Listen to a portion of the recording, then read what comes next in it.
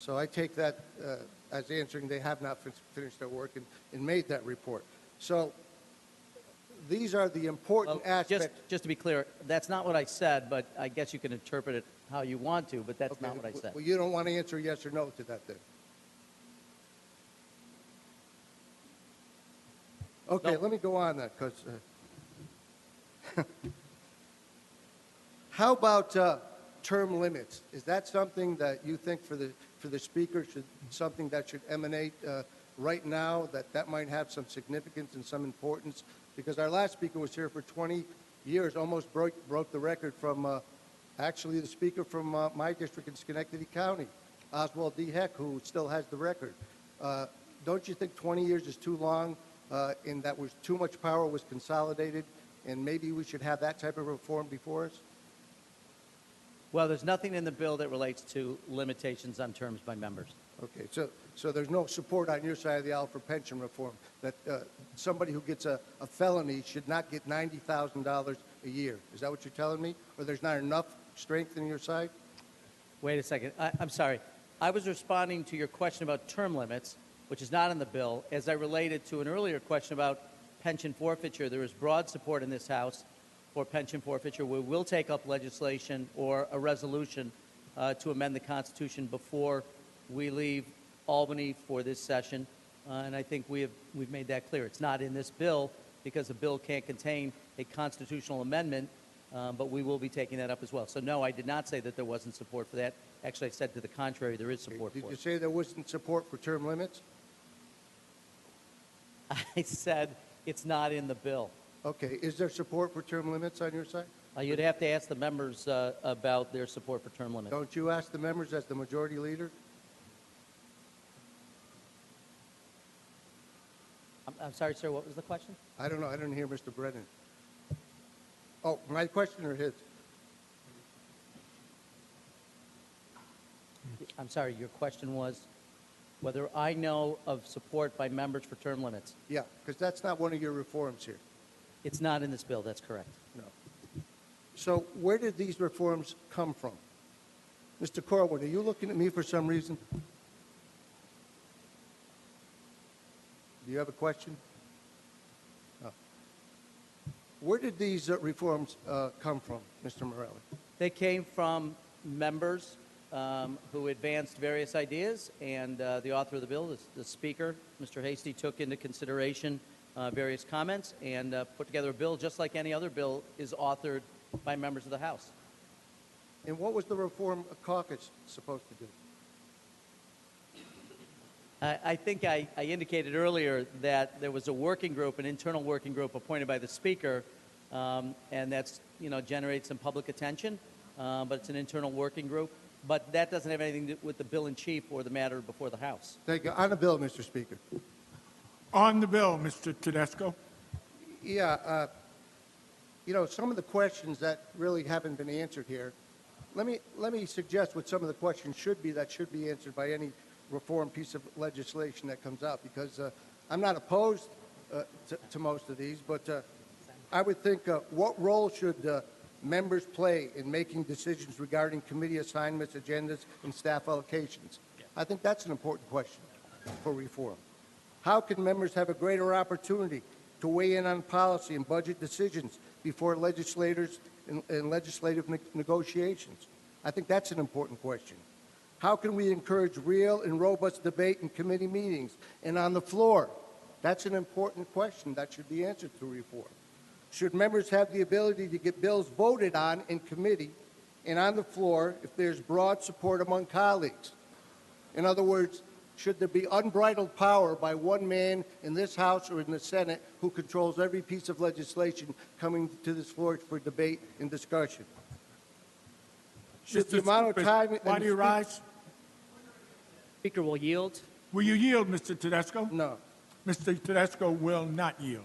Should the amount of time in the Speaker and committee chairs be limited in any way? That's the one I was just discussing with Mr. Morelli. Should members have equal staffing budgets? Those are all important questions. Those are the questions of the Reform Caucus that was appointed over a year ago by the Speaker of your House. Not one of those questions has been answered by the reforms you put up here today. Not one. If those were the important questions that Mr. Kavanaugh and 22 of you set in a letter to Mr. Hastie, why aren't some of the answers to those up here as reforms so we can straighten out this House and do some real reform to stop what's been taking place here, not be the enablers, be the individuals who can say something if they see something, and be people who are really representatives, not lemmings that go over the cliff. We don't want to take away the power from leaders or leadership, but I think we have an obligation when we go before the public and say we want to be their representative, to be representatives that if you have 100, 110, or 130 sponsors on a bill, it should come to the floor for the discussion in a debate. It should not be able to be held up by anybody who's powerful and sitting in that chair up there or in the chair in the Senate. Thank you, Mr. Speaker. Mr. McLaughlin. Thank you, Mr. Speaker. Would the Majority Leader yield for just a couple Will of you questions? yield, Mr. Morelli? I'd be delighted to, sir. Thanks, Joe. Speaker yields. Thank you. Just a couple of Oh,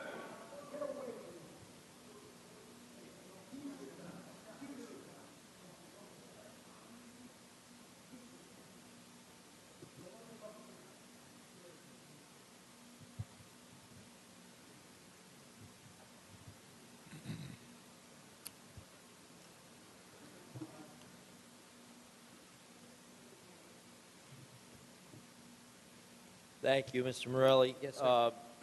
Just a few questions, maybe some clarification on this bill. This only applies to the legislature, not the executive branch, as I understand it. Is that correct? Well, the part that relates to outside income, yes, sir. Okay. Does the rest of the bill apply to the executive? Well, the parts that would relate to LLC loopholes, that would relate to housekeeping accounts, those portions of the bill that relate to political activities do not relate necessarily to members of the legislature only. It would relate to all political campaigns, et cetera. Is it not to nitpick, but I'm trying to find it in there. Is there anything that says that it applies to both, or we just we're assuming that the LLC loophole would apply to both? No, the LLC loophole amends sections of law that apply to all political campaigns. Okay. Yes. So just back to the outside income for just a second. Is there anything preventing us from including the executive in that section of this bill? I don't know that there's anything that prevents us from including the executive.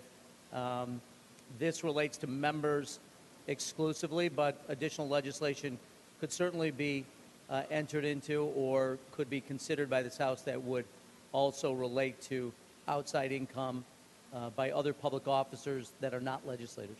Okay, thank you. And the limit of, what is it, $77,000 is... It's actually 40% of the salary of New York State Supreme Court justice. I could tell you what it is right now. It is around 77. Yeah, that's but- okay. yeah. Roughly 77. Yes. That's going to change when the Supreme Court justice's salary changes as well. Of course, we'd go up. That's essentially about 100% of what we make right now, close to it. Is there a reason, I know you sort of addressed a little bit, is there a reason we went to the Supreme Court salary as opposed to just picking a number based on what we make?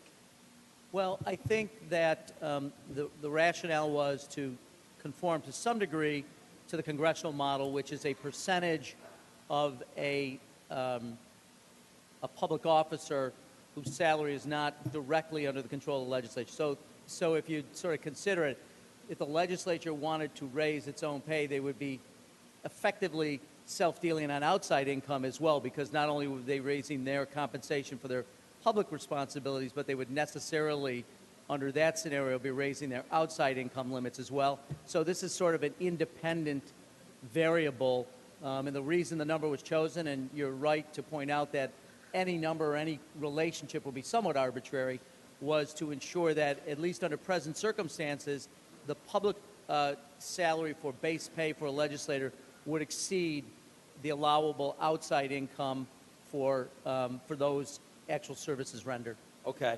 And one of the things that concerns me about this bill, and I'm going to vote for the bill, but one of the things that concerns me is the deferred compensation piece as we're trying to close up some of the loopholes that have existed that have allowed some of the abuses that we all know have gone on. What would stop, let's say, an attorney from earning, that maybe they're not a partner, let's say not a partner. They earn their $77,000 and then just put the rest into deferred comp. That could really be a sizable amount of money that just completely works around this bill. And I assume you're speaking not to the investment side, but actually for services rendered. So, Yeah. Well, one of the things the bill identifies is if you're working for a period of years on a particular case, and let's say you represent a plaintiff and there's an award, that the number of years that you've worked on it, you could essentially take income for each of those years that you worked on the case. So if you worked on it for 5 years, actual services rendered, and the award could then be divided by 5 as long as it doesn't exceed the whatever, in this case, $77,200 per year, you would be allowed to do that under the actual services rendered. Any contracts that would relate to deferred income, however, so the contract is what I think what you're saying is if there were a contract where you were paid after your service to the legislature is ended. Well, Is that what you're? let me clarify a little bit. Yeah. Let's just say you're a defense attorney, and a normal year for you is $200,000 right now, which I personally think is okay. I think we're supposed to be citizen legislators, and we should encourage success and encourage that outside skill set because God knows you might not always win re-election or choose to run for re-election. But so if it's $200,000, let's say you make $200,000 typically. What's this, under this bill? What's to just throw the extra whatever it is, $125,000 into deferred comp? I'll collect it 10 or 15 years down the line. Nothing really stops that, right? Well, I think it would depend on how you construct it. It's a good question. Typically, I think when we all think of deferred compensation, we think of it as being some form of pension, a 401k, some device like that. However, what you're raising is the question of whether you can enter into a contractual obligation, thereby awarding you part of your current pay as deferred compensation. First of all, you definitely have to disclose it under the disclosure rules that we have. And it would be subject to a review to make certain that it was consistent with the law. You could only take out, to your point, $77,000 of it in a given year unless there was a multi-year period of time you had worked on the case. But then I think it would, as long as it's structured as deferred compensation, would be allowable. But again, you'd have to disclose it and you'd have to make sure that it was consistent with all the applicable rules. Right. I just bring it up because I think we're sort of creating a new avenue that some people could choose to go down. So maybe we want to just consider that going forward, that it may create an issue that we're trying to prevent. We may create another avenue. Well, let me say to that point, I think you raise a valid issue, and it is something as we drafted it and talked about it, at least from my part, had some questions about. What I hope is that people will not work so hard to avoid what the statute is and certainly what the intent of the law is and the spirit of the law. But there's nothing, to your point, Mr. McLaughlin, there's nothing that would prevent us from, if we saw abuses in this regard, coming back and trying to find specific language that would prevent that in the future. My hope is, though, that this provides not only enough disclosure but enough limitations that that would not be the case. Thank you. And lastly, I would just say it does seem in reading through the bill and hearing some of the debate that the bill sort of skews toward a business owner or partner in a law firm being able to circumvent things that an employee of that same company or firm would not be able to do. And I'll use myself as an example because we can't use anyone else. Let's say I chose to go back to flying airplanes. I'm sure the governor would encourage that, by the way. But let's say I went back to flying airplanes. I would essentially be limited at $77,000, correct? which most airlines don't pay in the first couple of years anyway. So it wouldn't be a problem for a few years. But, in this case, I would be limited, in which case that really would limit my employment opportunities because you can't go to an employer and say, I need to stop work when I hit this number. So there's another potential issue there that it skews a little bit toward the partners and toward the owners of a business. Well, again, you raise a valid point, and it does suggest that if it's earned income, that you have some limitations, just because there's only so many hours in a day to perform work. But there is, as you think about that there's always also inherent in that, to some degree, a protection that the public gets what they get enough of your time in representing them because there are only so many hours in a day, and it would be hard to exceed that limit by just work performed. Right. So, but we wanted to be sensitive to the fact that members have investments that they may have had for many, many years, and that are passive investments largely, and didn't want to unduly limit their ability to participate in those activities. Great. Thank you, Mr. Morelli. Appreciate it. Mr. Speaker, on the bill. On the bill, Mr. McLaughlin. So, we've all seen what's gone on here in New York State with the problems that we've had in both houses, in both parties. So this is a decent attempt to try to tighten that up. Hopefully, I pointed out a few of the loopholes that can be, taken advantage of, and maybe going forward we can work to tighten those up. But I am in support of this bill, and I think it's at least a pretty good step toward trying to tighten up the House and restoring some faith that the public certainly has lost in the legislature, and we're trying hard to restore that. So I think this begins to do that, and I'll be supportive of the bill. Thank you. Mr. Curran. Thank you, Mr. Speaker. Well, Mr. Morelli just... Will you yield, Mr. Morelli? Yes, sir. Mr. Morelli, just one question. When I was reading this bill, I was trying to understand this. For example, if I'm an attorney and an associate at a firm who's required to put in billable hours every week when you're not up here, I would be limited to $77,000 per year for that income, correct? That's correct. But you take my good friend right next to me. Say he's a solo practitioner. Who's your good friend? I'm sorry, I didn't hear who. Well, maybe not good, but Montesano, all right? Okay. He somewhat disputes that, sir. I don't know. He definitely would. He definitely would. Say he actually is a solo practicing attorney. Yes. And he decides to form an LLC, or it brings in another attorney, forms an LLC. He's allowed to collect that $77,000 and then take whatever other earned income, put it as profits at the end of the year, and then collect unlimited profits off of that. Do I understand that correctly? Well, if your friend is a partner and is an equity owner in the firm, then profits derived from that investment would be outside income. Billable hours would be considered income for the purposes of that limitation. So just so that I'm clear, so then as a hardworking associate... I'm sorry, I may have misspoke. I just want to be clear. Someone said I said that wrong. So the investment income would not be calculated for purposes. I just want to make sure I got that right. Yep. And so as an associate, as a member up here, as an associate of a law firm, they would only abide by the $77,000, but say a partner or an individual in an LLC, like Mr. Montesano, who doesn't work that hard, would be able to actually take $77,000 and then actually take all the rest in profits at the end of the year. Is that correct?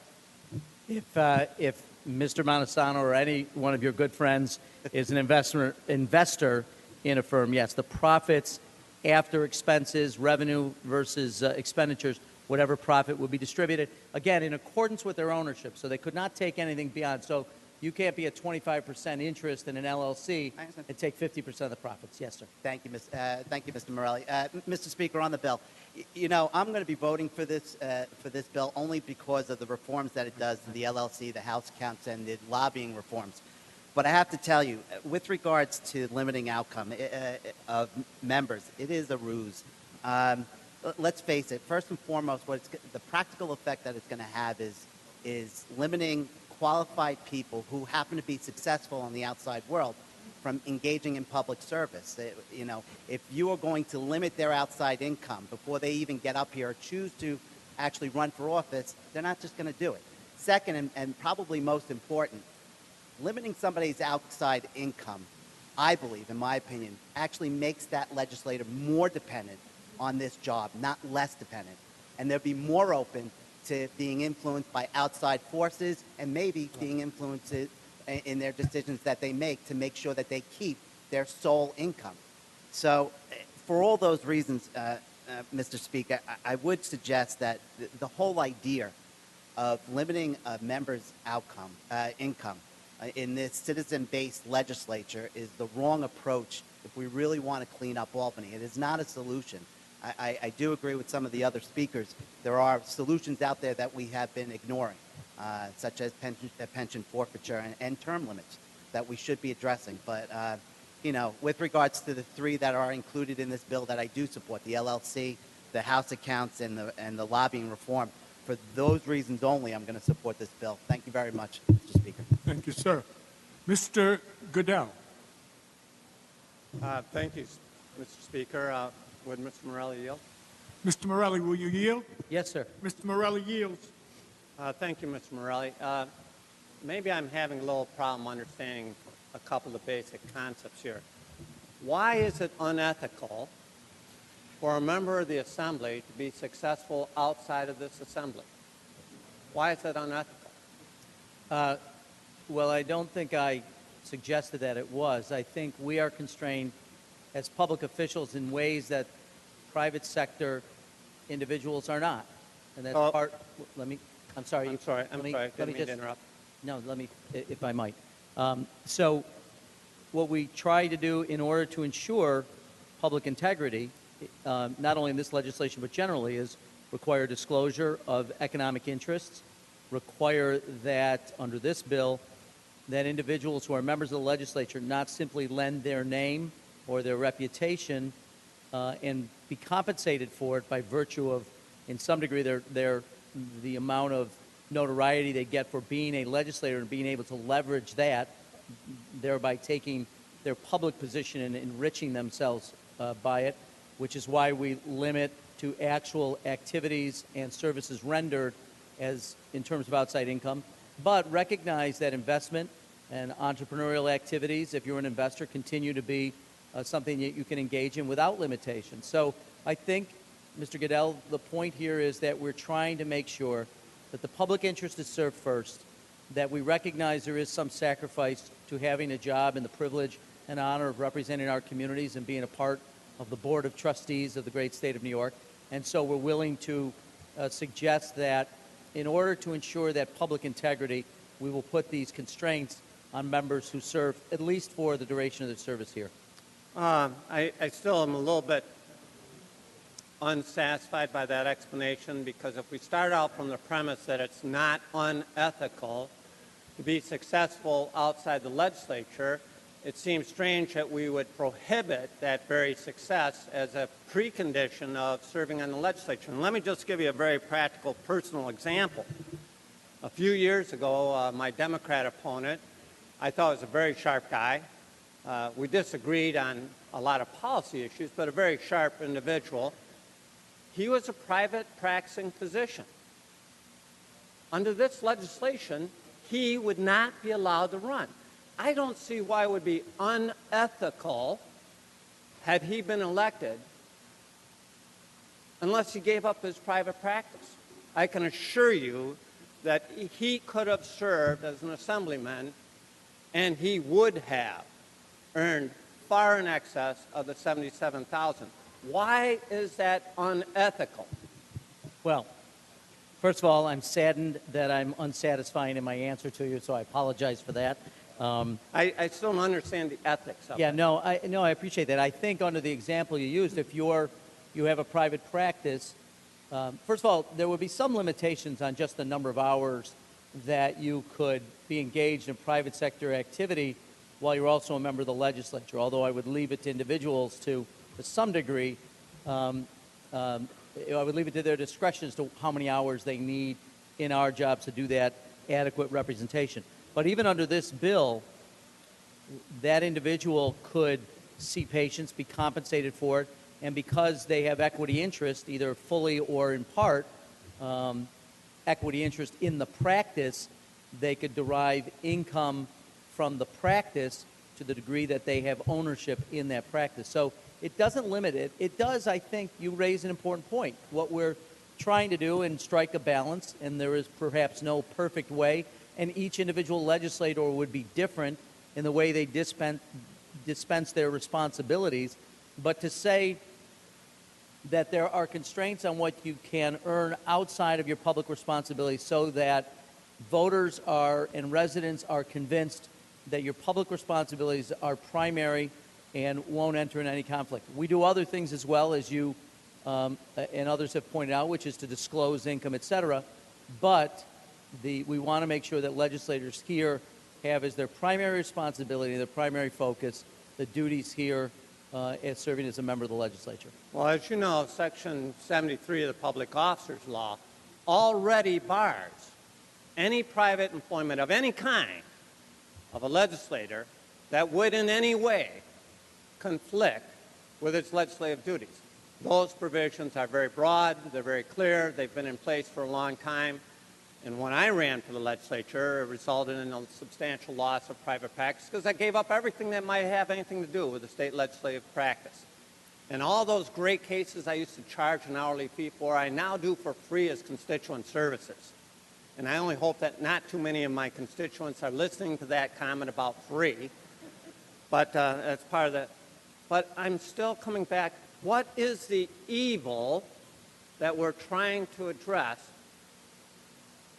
that's reflected in an insurance agent, for example, who might be successful, or a pharmacist who might be successful, or a veterinarian, or any businessman that might be successful? Are we saying, as a legislative body, the only one that can serve here ethically is someone who's not successful in the private sector? No, I don't. Why would we want to say that? I don't think we're saying that at all. I think what we're saying is... Sadly, by the way, I'm below that threshold. I'm sorry to hear that. I don't want you to be underneath that so is threshold. my wife. Yes.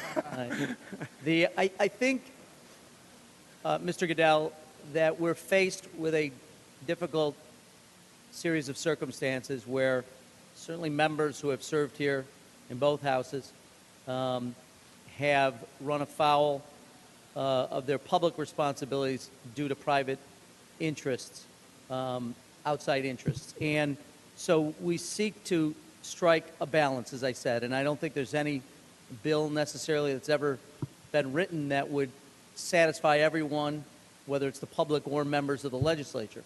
So faced with various choices, we could exclude outside income altogether, which has been proposed in some quarters. We could leave no limitations on outside income, which has also been proposed in some quarters, or, as we have chosen to do, strike a balance where we take an independent measurement and say you can earn outside income up to this amount for actual services rendered. I think that's the important point here. To the greatest degree possible, we want to make sure that people are actually earning their outside income. But finally, as has been raised by a number of people, the ability to be an entrepreneur, to make investments in activities in the state which provide you some form of compensation through profits of that investment or profits of a business that you own or co-own is still appropriate. So I think it's all, at the end of the day, it depends on your perspective. And our perspective here, and I'm certainly hopeful that a majority of the members here will agree, feel that striking the balance in the way that we have done it will ensure public integrity and limit conflicts between your public and private interests. Well, as you know, the last two legislators that were convicted and are up now for sentencing, they were convicted because they were paid for services that were not rendered, which is called bribery or kickbacks. But this doesn't say that that's illegal, because it already is, of course, and they were arrested and convicted. This says if you actually work for it, you earn it. You can have perfect attendance at every committee meeting and at every legislative session. You could be out in the community and doing your constituent work. That's okay. But if you have the audacity to work really hard and spend your weekends and evenings working like I do to address your private clients, well, then there's something unethical about that, and I just have a problem with that concept. But let me move on, if I can. One of my colleagues asked, what's the penalty if you happen to be too successful?